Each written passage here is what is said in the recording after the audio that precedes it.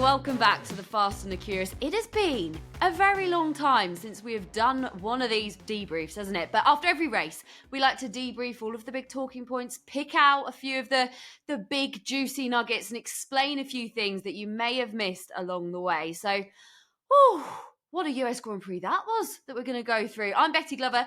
Joining us live and direct from Austin is our F1 cowboy-hatted hot pot, Christian Hugill. Christian, you're still wearing the bloody hat. Does it ever leave your head? So, if anyone hasn't seen my socials this weekend, I bought this hat when I arrived in Austin on Wednesday, and I've discovered I entirely get why people wear cowboy hats. I bought it because I was like, oh, I'm in Austin, great. Oh, it's actually quite stunning. It shelters you from the sun. It means you're not squinting all the time. It's comfy. Your head doesn't feel too hot in it. I mean, I look sensational. If you do say so. If I do say so. I'm joking, obviously. I just love it. So, yeah, the only sad part of leaving Austin, the most sad part of many sad parts about leaving Austin would be that I have to wait a year to wear a cowboy hat because I just want this to be me. Imagine if I walked through London wearing this, people would think I was having some sort of breakdown. But in Austin, loads of people wear them. I can see a gentleman behind me wearing one. So, I love my hat. I can tell. You're fitting in very well. I think you'd look fine walking around in that in London, to be honest. And I'm also so jealous of the blue sky that is behind you. It looks absolutely stunning. Let's get into the action then. A Ferrari 1-2. They absolutely dominated the race. We need to start, though, with that battle between Max and Lando for that final spot on the podium. Max ended up getting it. It means that it widens the gap between him and Lando. But that still doesn't paint the whole picture, does it? We'll come on to that penalty decision in a second. But, Christian, this battle is heating up, isn't it? Drivers is heating up, but also constructors is heating up because we could have a three-way scrap for the constructors. The constructors is really interesting because Red Bull are going to, by the looks of it, be in a staggeringly unusual position of, I think, we'll get onto this, keeping the Drivers' World Championship, but then potentially coming third in the constructors, which is baffling. And, we all know why that's happened. It's because Sergio Perez hasn't been able to come anywhere near that of his teammate in terms of performance. But the drivers, Betty, in the off-season, it felt like the off-season, didn't it? The break was that long. But in the gap, when we had Will Buxton in the studio, and there was plenty of listeners on being like, no, I think Lando's going to do it. I think Lando's going to do it. I don't think Lando's going to do it. No. And this weekend sort of summarised why for me. What do you think that this result of Lando coming fourth and Max Verstappen coming third sort of does for the title race? Do you think it's Max's now? There was two reasons why coming into this Grand Prix, I wasn't doing what Will said on the podcast, what others have said, like Greg, for example, being like, I'm backing Lando here. One of those was we've been hearing in the weeks running up to the US Grand Prix, Red Bull were going to bring upgrades and were quietly confident. So that was one reason. The second was, I think, let me put my cards on the table. I think Lando Norris has the talent to be a world champion. I think he will fight for world championships again. Is he operating at the level required to be a world champion right here, right now, this season? No, I don't think he is. And I think it's being slightly harsh on him, but this is F1. This is the top of his game. I like Lando a lot as a human, as a driver. I think he's a huge talent. But I think he could have done better in sprint qualifying. I think he could have done better in the sprint race. I think into turn one, he left Max with too much of a gap. And that's why he ended up in a battle. The area I have sympathy with him, Betty, is the penalty. Let's talk about the penalty just 1 second. But that was such a good battle between Max and Lando, wasn't it? I literally could not sit still. I was up pacing around my living room. I bet the atmosphere with you was unbelievable. And also, how good was Max?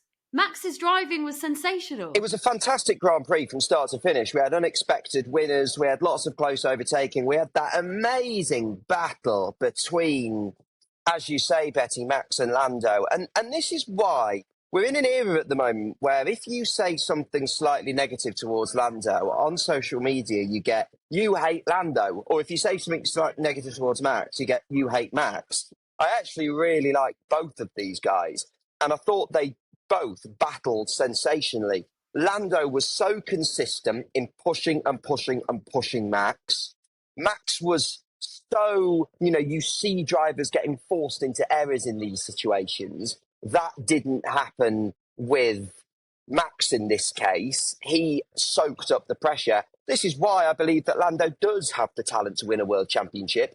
And I think in future seasons, his performance levels will rise 5-10% more and he will be able to sustain a title battle. I think he'll learn from this season. He'll soak up these experiences because I think he's a sensational talent. Both of them there, great driving, great racing, fascinating for us to watch, tense for us to watch, nail-biting, on your edge of your seat, Formula One at its best, a world championship battle. But I do just think, whether you're a Lando fan or whether you're a Max fan, to me, Max is going to edge this championship. Yeah, Max, for me, Max's mentality throughout of that was so good. And the skill at holding Lando off was brilliant. But after the race, Max was on the radio and he was like, that was hard. He looked so drained and just...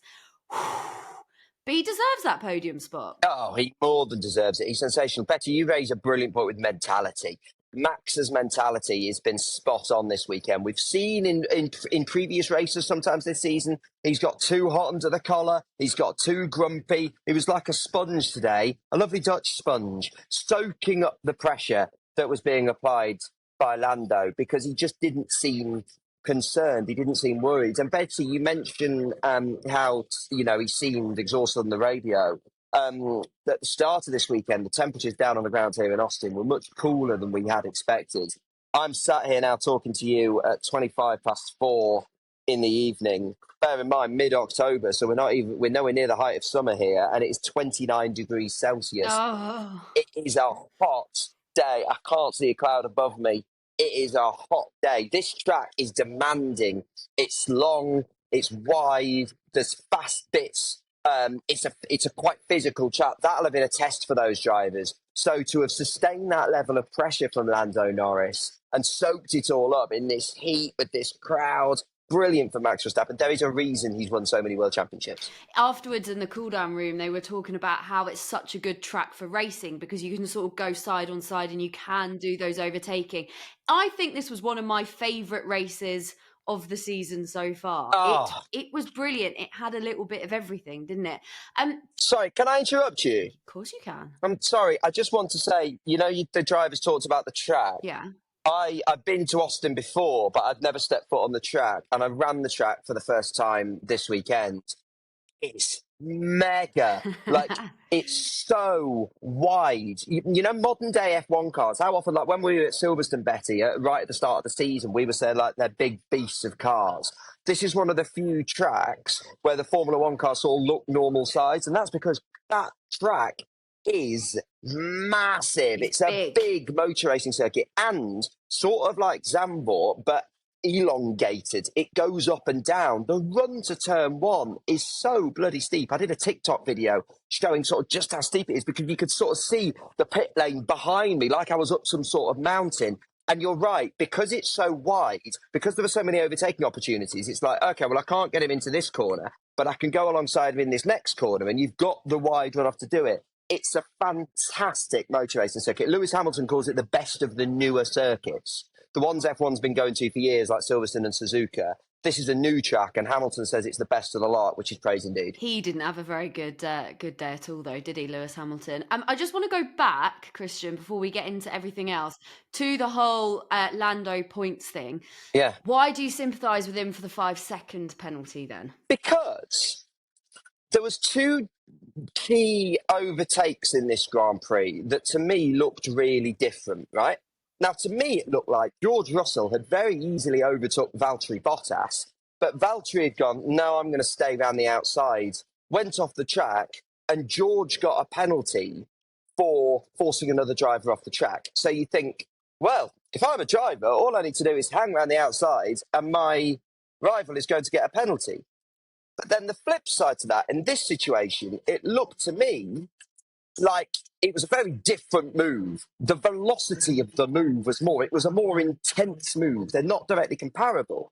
And it looked to me like Lando went for a move that he was perfectly entitled to go for and had nowhere else to go because Max forced him wide. I think that's racing. I don't see that being a 5-second penalty.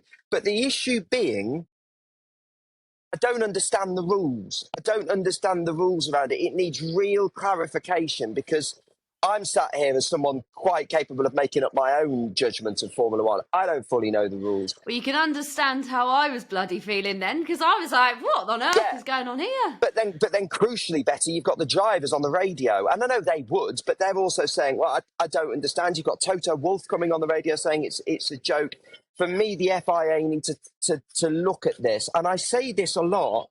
I think we need consistency of stewards. I want to see the same driver stewards weekend in, weekend out, or at least a small pool of them, because I don't know. So it's really hard for me to sort of say Lando was robbed because I don't fully know where we are with the rules on overtaking at the moment. Do you think that McLaren should have told Lando? I know they didn't know that he was going to have a 5-second penalty, but do you think McLaren should have told Lando, look, give Max his place back because it looks like you're going to have this 5-second penalty, and then he could have tried to overtake him again? Hard call, isn't it? But it goes back to what I was saying before. If we knew the rules a bit clearer, McLaren would probably be able to make that decision with more conviction. On another day, this is what I'm talking about with consistency of stewarding. On another day, you sort of think Lando gets away with that. So no, to be honest, I think that would have been an overly... Yeah, all right, that would have been the right decision in hindsight. Would I have made that decision in the heat of battle? I don't think I would, actually. I've just seen that McLaren's team principal, Andrea Stella, has come out and he said that the stewards have interfered with a beautiful piece of motorsport and it was inappropriate because both cars went off the track, so both cars gained an advantage, and it's such a shame. I agree with this wholeheartedly, and this is why I think when I was growing up watching F1 in the 2000s, it felt like we had far fewer penalties. We need to be, as a sport, encouraging these guys to overtake. And at the moment, it feels like we give out 5-second penalties like we give out sweets on Halloween. Do you know what I mean? It's like we're just scattering them out. We should be encouraging these guys to go racing and giving them a little bit of leeway here and there. So that I think I've said this on the podcast before, the only time I want to see a penalty is if it's stonewall, if it was like you blatantly shoved him off. And to me, neither the Russell Bottas incident nor the Verstappen Norris incident qualifies that. I think they're both racing incidents. Let these guys race. It's why we're all here. Let's talk about Ferrari then, because we need to talk about them, because what a race Ferrari had. Such a big moment. They got that 1-2. No one was really focusing on them. A, because they were just so cool, calm, casual and just cruising. But secondly, everyone was focusing on Lando and Max. So let's talk about Ferrari. Incredible drive from both the drivers. You expected, I think a lot of people expected this, didn't they? Because Ferrari just looked so fast all weekend. I expected it on Sunday. Yeah, I actually said pre-race I quite fancied Charles Leclerc, and I had a little conversation with a couple of people in the paddock who said the same thing. But I wouldn't have predicted that in a million years on Thursday coming into this weekend, because Ferrari were one of the only of the major teams not to bring upgrades to this Grand Prix. So I'll be fascinated to see where they are in Mexico, because to have not bought upgrades and had a 1-2 and been the quickest car, and by the way, Carlos Sainz did drive well this weekend. You're absolutely spot on. He had some great battles with his teammate. But actually, in the end, Charles finished 8 seconds at the road. So a really convincing performance from Charles. But Ferrari were fantastic. So I'm guessing, even though it's not like this has historically been Ferrari stomping ground, it must just suit this current Ferrari car. I'll be really interested to see next weekend where they shake out in Mexico. Yeah, definitely, because also McLaren was saying that this track doesn't suit their car. So yeah, I think this makes Mexico so incredibly interesting. Do you think that Charles Leclerc and Ferrari are in the mix now for second place in the drivers, and also they can challenge for constructors as well, can't they? Yeah. They're in the mix in the constructors, certainly, because they've got two drivers capable of operating at the front of the Formula One field, and Red Bull don't. I like Sergio Perez an awful lot as a driver, as someone that's been a brilliant servant for the sport. And, think back to his first Force India win, his first win in F1, or was it Racing Point by that point? I can't remember, but whatever it was. Bernie Collins was his strategy engineer for that race. And that was a wonderful performance. He has won some fantastic Grand Prix, and he showed in, what was it, a couple of races ago where he was fantastic, Baku, when he was brilliant. We saw the glimpse of Checo from old. But like what happened with Daniel Ricciardo, the spark's gone out.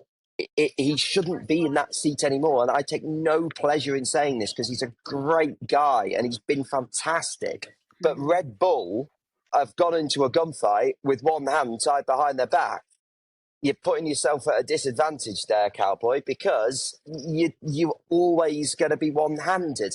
And when you've got McLaren with Lando and Oscar, who are two top drivers, Mercedes two top drivers, Ferrari two top drivers, we're going into this race, and people were saying without any hint of irony, well, any one of 7 drivers could win it.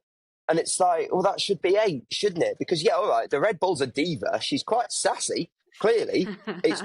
She's not easy to control, but... It's like you. Like my good self, sassy, difficult to control and a bit mouthy. But Max, like producer Jimmy keeps me in check, Max keeps that Red Bull in check. And Sergio should be able to do the same with his, and he isn't. Well, that leads us quite nicely on then to talk about the rookies that are on fire at the moment. Liam Lawson, should he have that second Red Bull seat? Yes. Oh, really? Yeah. Brilliant return to Formula One today, in the points for RB. The Red Bull team in general are going to be really happy with him, aren't they? Yeah, it's a really good question, and he put me on the spot there, but what's the alternative? Is Daniel Ricciardo going to do any better in that seat? I don't believe he is, so we're ruling Daniel out. They've got doubts over Yuki Tsunoda's temperament and his fit into that team. I think by the end of the season, we'll know the answer to that question. The answer to that question ultimately is it's probably a bit too early to tell. But Liam Lawson's been supremely impressive this weekend. He was supremely impressive when he deputised for Daniel last year. He's got considerably less experience in a Formula One car than Yuki Tsunoda. So on that basis, based at the performance level he's at compared to the number of Grand Prix starts he's got under his belt compared to Yuki's, yes, I think I would probably be putting Liam Lawson in that seat for next season, but I'd be giving myself to the end of the season to make that decision. But if Liam Lawson has more weekends like he's had weekends for this weekend, then it'll be a slam dunk for me.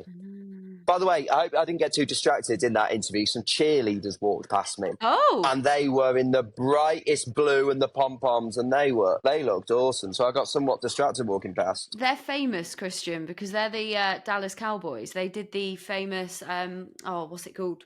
Do-do-do dance before. Did you see it? That was just Ricky Gervais from The Office, wasn't it? They've got a Netflix show. Are they? Yeah. So who are Netflix filming here? Are they filming Drive to Survive, filming the cheerleaders for their Netflix show? How does that work? God knows. Then there's probably going to be a Netflix show following the crews that follow the cheerleaders and follow the Formula One. Riveting. Yeah. Whilst we're on the subject of rookies, though, let's talk about Franco Colapinto, because, again, he's in the points for Williams. In our preview episode, Jenson Button said that he thinks he's got such a strong future in Formula One. I mean, everyone loves him, don't they? What's everyone saying on the ground in Texas about him? What is the reaction been on the ground here in Austin with regards to Franco Colapinto as Max Verstappen runs right past me, blocked by photographers and a small child wanting a hat sign? The reaction to Franco Colapinto on the ground has been that his debut in Formula One has been far, far more impressive than anyone could possibly have predicted. The only realistic chance for a seat you would think, unless something truly sensational happens, would be Sauber. Nobody really knows what Sauber are doing in terms of their seat for next season. Are they going to keep Bottas? He seems to think he's in with a chance. Even Zhou Guanyu said this weekend he thinks he's still in with a chance, and nobody thinks that. Are they going to loan out Colapinto from Williams? Are they going to bring in somebody racing currently in Formula 2? Nobody seems to know. But one thing I do think's a certain thing. At some point, Williams are going to make an awful lot of money.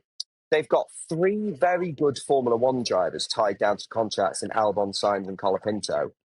All 3 of those will end up on the grid, and one team at some point will end up needing a driver. So I strongly suspect at some point one of those drivers is going to get bought by Williams, and that's going to be a very handy payday for them and shows the value in investing in your talent and snapping drivers up and how well that team is being managed and run by James Vowles at the moment. Yeah, it'll be interesting to see where all of those Williams drivers will end up, but they're in a good position. Let's end by having a little sneak peek into Christian's cubbyhole.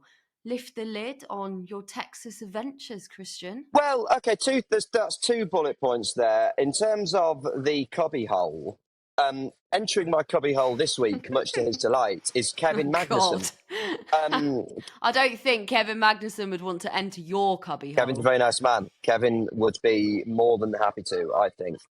Kevin's drove fantastically this weekend. Really strong qualifying, really strong sprint race. He's all season, really, been outdone by Nico Hulkenberg. And this weekend looked right upon his pace. And were it not for an emergency pit stop during the race in which you heard his engineer, Mark Slade, being like, pit now! Box! Yeah, that was one of 2 favourite radio moments. Mark Slade being like, pit! And George Russell going, you come from high-pitched when he got his penalty. So that was great. Kevin Magnussen, good showing from him this weekend. He won't be in Formula One next season, but he'll want to go out on a high with those performances. He's been a great F1 driver over the years. And in terms of my Austin adventures, it's my second trip to this city. And if you're looking to go to a Grand Prix next year and you think, where should I go that's in a cool city that might be away from a European one? Austin is the most cool city in the world. And there's a reason I bought my hat. I love Austin. It's an amazing city. They had this weekend the Texas Longhorns, the university American football team, having a massive game as well. And with Eminem playing last night, who I got to see, the Longhorns in town, the F1, they called it their biggest weekend ever. And the atmosphere in the city has just been absolutely electric. And Betty, do you know what's been lovely? What? I'm obviously out here working for Formula One and did a live podcast with the other podcast I do. Shush, don't mention the war. After that podcast live show, I went down to meet some lovely listeners and met so many American Fast and Curious listeners who love you, producer Jimmy, who love Betty, who love Greg, who love our podcast. I had one amazing person who I met was like, I'm a McLaren fan purely because of the Fast and the Curious, because we speak to Oscar and Lando. I had so many people saying we got them into Formula One. So if you do happen to be one of the, and Betty, there's so many people, if you do happen to be one of the people I met after doing the F1 Explained show and said hello to, thank you for listening to us here on Fast and Curious. We love you very much. And we hope to come out and see you in Austin next year, don't we, Betty? We do. Christian, you've forgotten one major thing that should be a headline in your cubbyhole. Oh, yeah? Bernd Maylander's back. He dusted off his suit, dusted off his Aston Martin, and he got back in there, baby. I'm delighted for him. I really am, sweetheart. What a lovely moment for Bernd Mayländer coming back. Yeah, he must have been like napping when that happened. It was like, and you know what? Right. I have a theory. Would you like to hear my theory? Yeah, go on then. It's time for my theory. You know how like Nico Rosberg, when he's in the paddock, takes selfies next to stuff and dramatic stuff happens, yeah? Yeah. I was walking past the safety car in the pit lane the other night while doing some filming and took a selfie with it and was like, oh, do you remember this when we had this on F1?